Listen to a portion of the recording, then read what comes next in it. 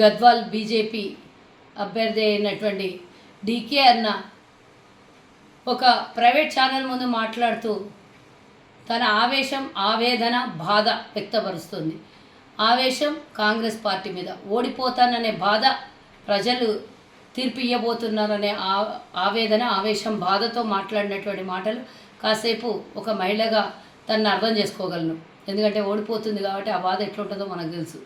కానీ ఒక విషయం, తను రేవంత్ రెడ్డి గారివి కొన్ని అంటే కాంగ్రెస్ పార్టీ పోస్టర్లు చూపించి వీళ్ళు ట్విట్టర్లో పెడుతున్నారు అని 2-3 ప్రింట్అవుట్లు తీసి చూపించింది మీడియా ముందు.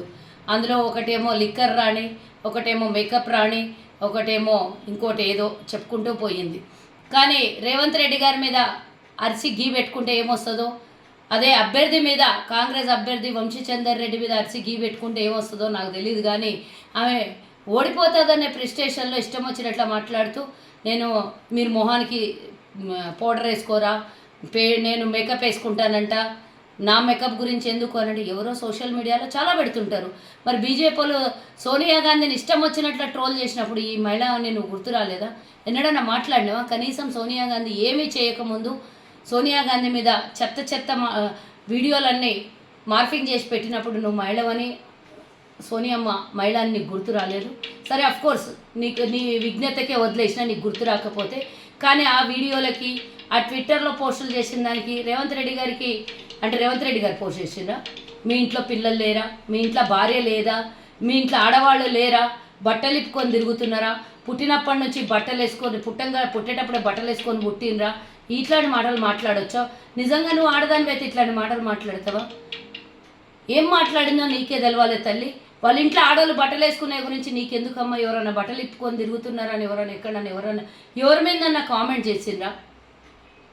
నీ గురించి కామెంట్ చేస్తే నువ్వు వాళ్ళ గురించి కామెంట్ చేయి, కానీ వాళ్ళ కుటుంబాల గురించి, వాళ్ళ ఇంట్లో ఉన్న ఆడవాళ్ళ గురించి నీకెందుకు? అసలు మాట్లాడితే వాళ్ళ కుటుంబంలో ఆడవాళ్ళని తీస్తుంది. మహిళను నన్ను ఒక ఆడదాన్ని కూడా చూడకుండా, నన్ను ఒక ఆడదాన్ని కూడా చూడకుండా అంటున్నది. నువ్వు రాజకీయంగా బయటకు వచ్చినావు, రాజకీయంగా ఎదుర్కో. దాని ఆడ మగ తేడా ఎందుకు నీకు?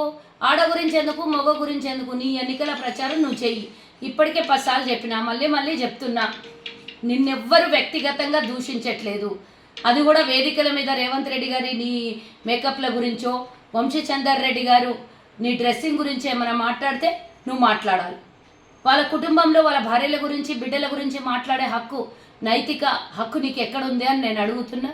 ఇవన్నీ కొంచెం అందరు గమనిస్తున్నారు. నువ్వు చేసేటటువంటి గతంలో కబ్జాలు చేసినావు, అది లిక్కర్ రాణి అని అంటే అది అందరికి తెలిసిన విషయమే. ప్రూఫ్లు చూపించమంటున్నావు. ప్రూఫ్లు ఎందుకు? ఎన్నో మంది లైవ్గా ఎవిడెన్స్లో ఉన్నారు కదా నీకు చెప్పడానికి. ఇంక అంతకన్నా మించి ఇంకేం ప్రూఫ్ కావాలో చెప్పు. ఏమన్నా 100 సంవత్సరాల కింద చరిత్ర నా ప్రూఫ్లు చూపించాలని అంటే నువ్వు గతంలో చేసినటువంటి చరిత్ర ఎవరు మర్చిపోరు కదా. ఒక్కసారి గుర్తుంచుకొని పాత జ్ఞాపకాలని. కానీ వేరే వాళ్ళ మీద నిందలేసి ఈరోజు మా అభ్యర్థి మచ్చలేనోడు ఉన్నాడు కాబట్టి ఏదో ఒకటి అందామని నువ్వు ప్రయత్నం చేస్తే తప్పిదం కింద వస్తుంది. అరుణమ్మ, ప్రజలు గమనిస్తున్నారు. నువ్వు ఇట్లాంటి మాటలు మాట్లాడితే నీకే ఎక్కువ వ్యతిరేకత అవుతుంది, మాకేం కాదు. మా మీద సానుభూతి పెరుగుతుంది, నీ మీద వ్యతిరేకత పెరుగుతుంది. గుర్తుంచుకో.